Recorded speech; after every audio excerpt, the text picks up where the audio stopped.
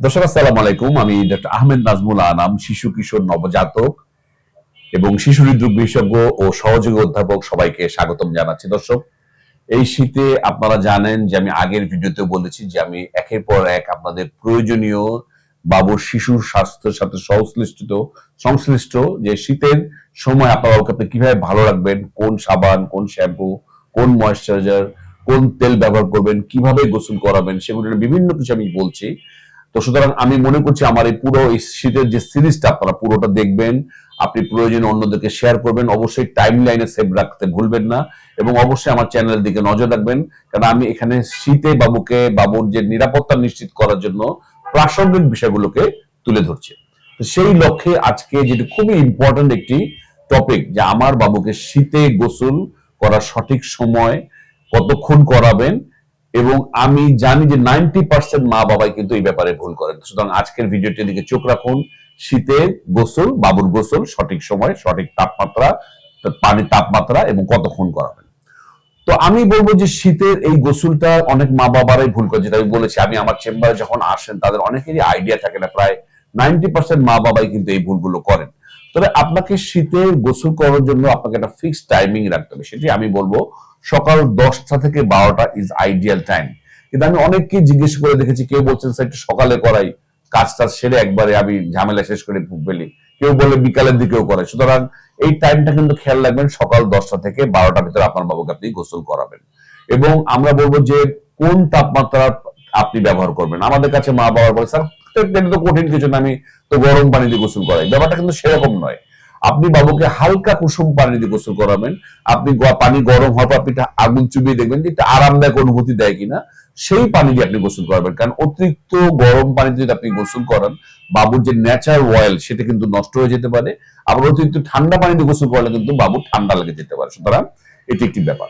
তো গোসল করার ধাপগুলো সম্বন্ধে আমি বলি যে কিভাবে আপনি গোসল করাবেন।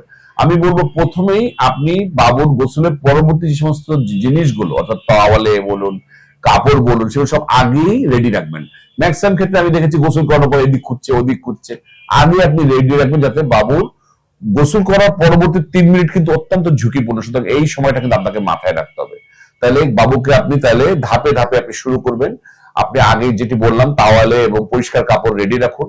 বাবুকে গোসলের পানি যখন দেবেন, আপনি পা থেকে মাথা পর্যন্ত উঠবেন। ম্যাক্সিমাম মা বাবাই যেটা ভুল করে, প্রথমেই বাবুর মাথায় পানি দিয়ে দেয়। বাবু দেবেন একটা শক অ্যাবজর্বের মতো মনে হচ্ছে, এরকম করে কেঁপে ওঠে বাবুর। অনেক মা আমাকে বলেন স্যার বাবুর মাথায় পানি ঢাললে বাবু জানি কেমন করে।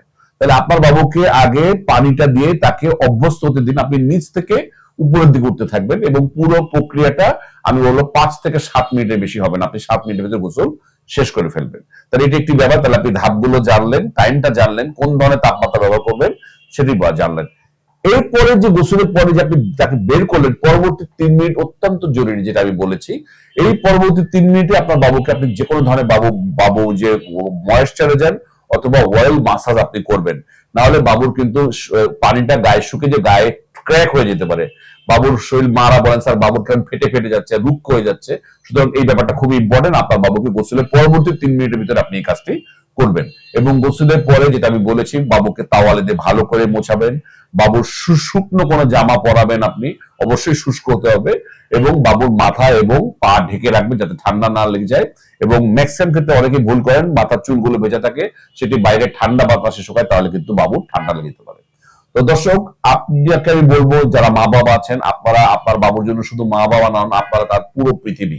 আপনার ছোট্ট একটি যত্ন বা একটি হেলথ রুটিন আপনার বাবুকে অনেক বড় কষ্ট থেকে বাঁচাতে পারে। এবং অবশ্যই আমি বলবো এই ভিডিওটি আপনি অন্যদেরকে শেয়ার করবেন। আপনার ছোট্ট একটি শেয়ার অন্য অনেক মা বাবার বাবুর জীবনকে নিরাপত্তা নিশ্চিত করবে। সুতরাং আমি বলবো শেয়ার করাটা খুবই জরুরি। তো দর্শক, আজ এই পর্যন্তই। পরবর্তী নতুন কোনো টপিক নিয়ে, শীতের নতুন কোনো ইনফরমেশন নিয়ে আপনাদের সামনে আবার হাজির হবো। সেই পর্যন্ত বরাবরের মতোই আল্লাহ হাফেজ।